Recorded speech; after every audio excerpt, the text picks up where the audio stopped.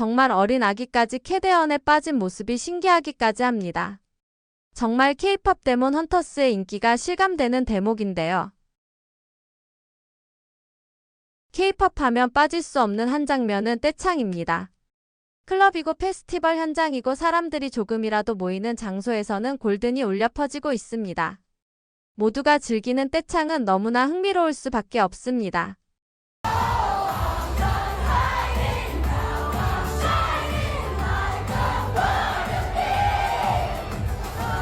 흥이 절로 나죠. 오늘도 캐대언의 재미있는 이야기 시작해 보겠습니다. K-팝 데몬 헌터스의 매기강 감독이 우리 대한민국의 광복절과 관련된 게시물에 관심을 보이며 그의 인터뷰가 다시 한번 조명되었습니다.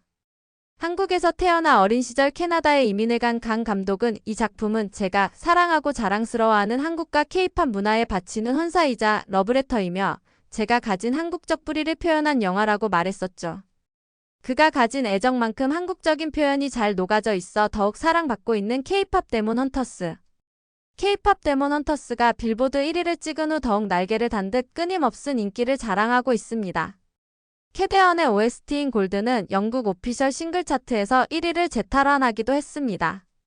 영국 오피셜 차트에 따르면 골드는 싱글 차트 톱 100에서 지난주 1위를 차지한 채플론의 더 서브웨이를 제치고 1위를 기록했다고 전했습니다. K-팝 최초로 영국 오피셜 싱글 차트 톱 100에서 비연속 2주 1위를 기록한 곡이 되었죠. 2012년 싸이의 강남스타일은 단 한 주간 1위를 차지한 바 있다고 하는데요.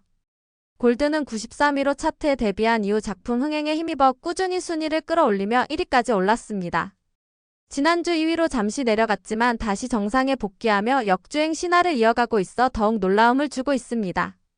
미국과 영국의 양대 차트에서 동시에 1위를 기록하고 있는 캐대언에 주목해야 할 점은 보통 아이돌 음악이 차트에서 강세를 보이려면 팬덤의 화력이 중요한 역할을 한다는 것입니다. 하지만 골드는 팬덤을 가진 실제 아이돌이 부른 노래가 아니죠. 그저 최근 공개된 만화 영화 주제가일 뿐인데요. 유명 원작이 있는 것도 아닌 순수 창작물이기에 팬덤의 화력을 기대하기 어려운데도 1위를 차지했다는 점이 정말 놀랍습니다. 앨범 차트에서는 팬들의 지지만으로 좋은 성적을 낼 수 있지만 싱글 차트에서는 대중적인 지지가 필수적입니다. 골든이 1위에 올랐을 당시 라디오 방송 점수가 전주 대비 71%나 증가했다고 합니다. 이는 미국 일반인들이 라디오를 통해 골든을 듣기 시작했다는 의미입니다. 특정 팬덤의 조직적인 신청곡 요청 없이 자연스럽게 미국 라디오에서 골든이 흘러나오기 시작한 것이죠. 이는 골든의 인기가 K-팝 팬들을 넘어 일반 대중에게까지 확산되었다는 것을 의미합니다. 영화가 제목부터 K-팝을 내세우고 있기 때문에 K-팝에 관심 있는 사람들 사이에서 먼저 인기를 얻은 후 입소문을 타고 K-팝과 거리가 멀었던 미국 일반인들에게까지 K-팝 신드롬이 번진 것입니다. 물론 K-팝이 미국에서 폭발적으로 성장했지만 여전히 소녀팬 중심의 비주류 문화라는 인식도 있었습니다. K-팝을 폄하하는 서구인들도 적지 않았고 아이돌 자체를 존중받는 뮤지션으로 여기지 않는 시선도 존재했죠. 하지만 K-팝 데몬 헌터스가 일반인들에게까지 인기를 얻으면서 K-팝의 저변이 확대되고 더욱 주류 문화에 가까워지고 있습니다. K-팝이 하나의 트렌드로 자리매김하고 있다는 인식이 더욱 강화될 것입니다. 이처럼 전 세계적으로 이미 난리난 상황이라 곧 인기가 주춤해질 것이라고 생각했지만 이는 착각이었습니다. 역시 넷플릭스 순위 또한 신기록을 세우고 있는 중입니다. 그간 1일 최고 점수였던 865점을 넘어 881점을 기록했고 최다 54개국을 넘어 63개국에서 1위를 했습니다. 정말 놀라운 추이가 아닐 수 없죠. 현재까지 누적 뷰수는 넷플릭스 영화 부분 역대 2위를 달성했습니다. 1위 레드 노티스 또한 조만간 따라잡을 것으로 보입니다. 그래프에서 보는 것처럼 좀처럼 주춤해지지 않는 모습입니다. 미국은 땅이 넓은 만큼 유행도 늦게 번져 유행이 서부에서 동쪽으로 이동 중이라고 하는데요. 이는 유럽도 마찬가지였습니다. 캐대언이 계속해서 인기를 얻고 있는 이유 중 하나라고 할 수 있습니다. 그 인기에 힘입어 북미에서 싱어롱 형태의 극장 상영이 전격 발표되기도 했습니다. 싱어롱 이벤트란 관객이 함께 OST를 따라 부르며 함께 즐기며 영화를 관람하는 형태입니다. 싱어롱 상영이 발표되자 전 세계 팬들은 환호하기 시작했죠. 팬들이 극장에 함께 모여 노래를 마음껏 따라 부를 수 있는 형태인데요. 이 한정 상영 이벤트는 8월 23일과 24일 단 이틀간 미국, 캐나다, 호주, 뉴질랜드, 영국 전역 극장에서 열린다고 알려져 있습니다. 특히 북미 싱어롱 상영은 300개 극장에서 매진이라는 놀라운 기록을 세웠습니다. 극장 측에서 넷플릭스의 상영 연장을 요청할 정도였다니 그 인기가 얼마나 대단한지 짐작할 수 있습니다. 하지만 아쉽게도 아직 한국 상영 여부는 불투명하다고 하는데요. 넷플릭스 측은 한국 싱어롱 상영 계획에 대해 말을 아끼고 있지만 한국에서도 그 열기를 이어갈 수 있길 바라겠습니다. 전 세계적으로 영화 산업이 주춤한 가운데 캐대언이 활기를 넣어줄 것으로 보이고 있죠. 초반에는 하루에 2타임만을 잡아놨으나 워낙 인기가 많다 보니 현재는 하루 6타임으로 늘어나 있는 상황이라고 합니다. 이번 극장 개봉은 넷플릭스가 디즈니의 영역이었던 극장 애니메이션 시장에 직접 도전장을 던진 것으로 평가받고 있습니다. 이 와중에 OTT의 극장 개봉은 정말 놀랄만한 사건이었습니다. OTT 플랫폼과 미국 극장가 사이 갈등 속에서 의미가 깊다고 하는데요.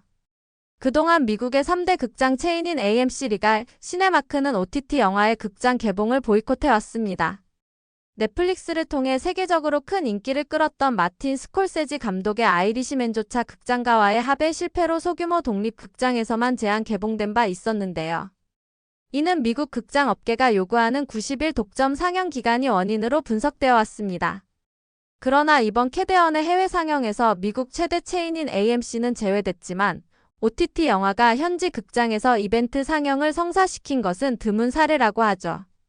한국 콘텐츠가 글로벌 흥행을 넘어 해외 영화 시장까지 진출했다는 것에 의미가 있다는 평가를 받고 있습니다.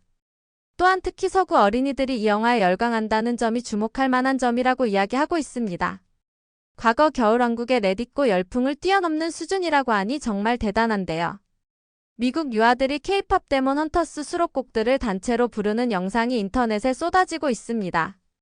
어릴 때 K-팝 콘텐츠에 깊이 빠지면 성장에서도 친밀감과 호감을 유지할 가능성이 높다고 전해지고 있습니다. 90년대 디즈니 만화 영화에 열광했던 이들이 30, 40대가 되어 디즈니 실사 영화를 찾는 것처럼 K-팝 관련 콘텐츠를 계속 찾게 될 수도 있다고 분석하고 있습니다. K-팝 데몬 헌터스의 인기는 새로운 차원으로 진입하고 있다는 것이 정말 반가울 수밖에 없습니다. K-팝의 지평을 넓히고 미국 사회에 K-팝의 뿌리를 더욱 깊고 넓게 내리는 데 기여하고 있기 때문인데요. 일각에서는 이 영화가 미국 영화이기 때문에 우리에게 득될 것이 없다고 주장하기도 합니다. 제작은 일본 자본의 미국 회사가 했고 직접적인 흥행 수익은 미국 플랫폼에게 돌아갈 것이라며 부정적인 시선으로 바라보고 있는 부류도 있죠. 하지만 우리에게 돌아올 무형의 영향은 엄청납니다. 제목부터 K-팝을 내세울 정도로 한국 문화 그리고 K-팝을 전면에 내세운 작품이기 때문인데요. 어느 나라 회사가 제작했든 시청자들은 이 영화를 K-팝 영화로 인식하고 시청합니다. 주인공은 K-팝 아이돌이고 그들이 사는 곳은 한국이며 그들이 먹는 음식은 한국 음식입니다. 시청자들에게 한국이라는 나라가 긍정적으로 각인될 수밖에 없는 상황입니다.